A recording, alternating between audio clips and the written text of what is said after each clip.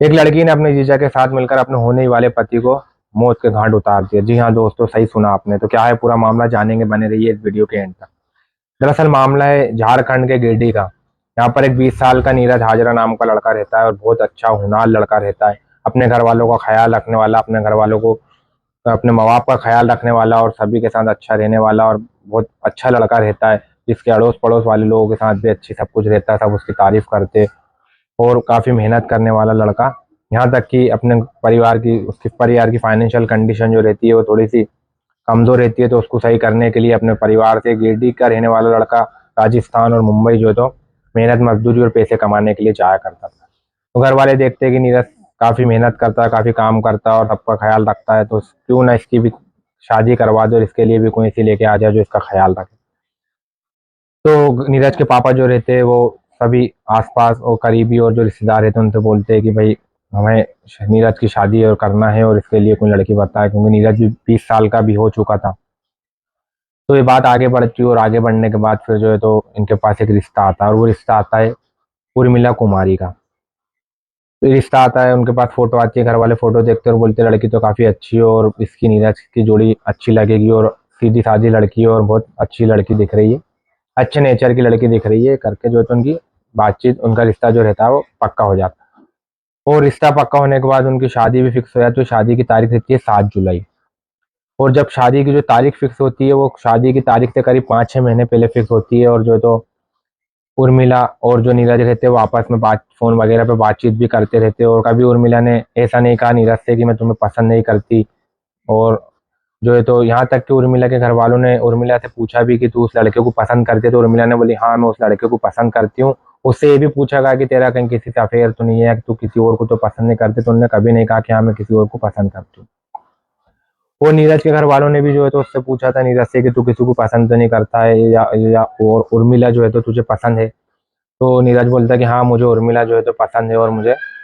इस कोई दिक्कत नहीं है। और उर्मिला की एक बहन और रहती है जिसकी पहले शादी हो चुकी होती है और वो अपने जीजा के साथ रह रही होती है, सब कुछ ठीक चल रहा था। अब उसके बाद होता ही है कि 4 जुलाई यानी कि शादी से 3 दिन पहले जो नीरज रहता है उसके पापा से बोलता है सुबह सुबह कि पापा मैं बाहर जा रहा हूँ साड़ू भाई से मिलने के लिए, और जो है तो ऐसा कह करके अपने घर से चले आता है।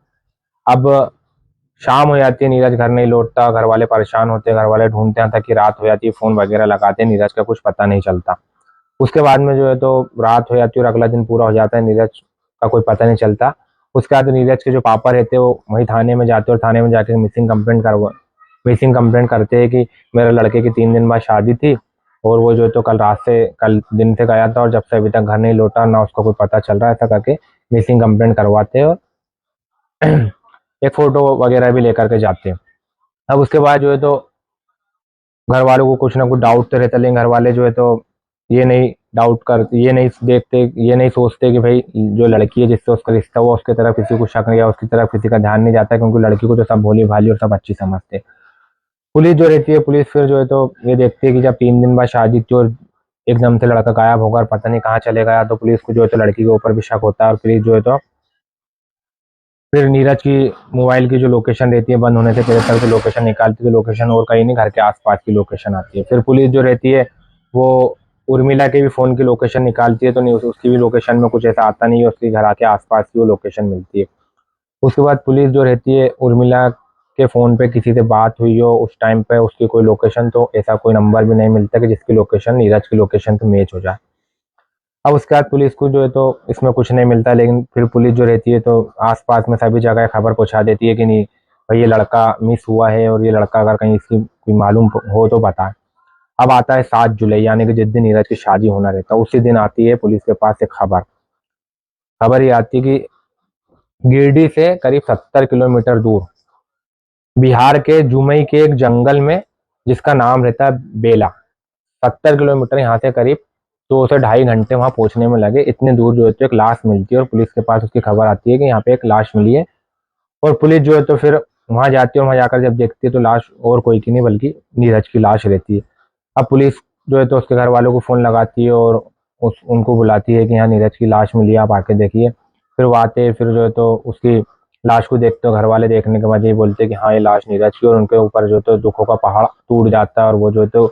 कि जिस दिन नीरज की शादी होना रहती है उसी दिन जो है तो नीरज की लाश मिलती है, और जो है तो घर वाले काफ़ी दुखी होते हैं और काफ़ी जो है तो बहुत बुरा लगता है उन लोगों को कि जिस दिन उसकी शादी होने वाली है और उसी दिन उसकी लाश मिली। अब उसके बाद पुलिस जो रहती है तो पुलिस फिर जो है तो उर्मिला की कॉल डिटेल निकालती है थी, और कॉल डिटेल निकालने के बाद में उसमें एक नंबर मिलता है जिससे उर्मिला रोज डेली घंटों बात करते रहती थी।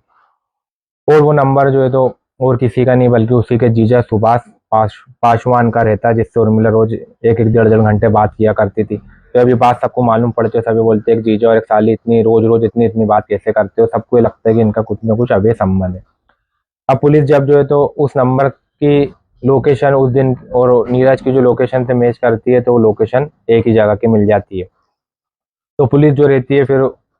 उर्मिला और उसके जीजा दोनों को पकड़ती है और उनसे जो है तो पूछताछ करती है। और जब उनसे सख्ती से पूछताछ करती है तो वो दोनों टूट जाते हैं और बताते हैं कि हाँ हम दोनों का अफेयर था और हम दोनों जो है तो शादी करना चाहते थे, इसलिए बोले हमने जो है तो नीरज को रास्ते से हटा दिया। तो पुलिस वो ये भी बोलती है कि जब तुम शादी करना चाहते थे तो तुमने बात घर में क्यों नहीं बताई, या और जो है तो तुमने उसे मारा क्यों, तो नीरज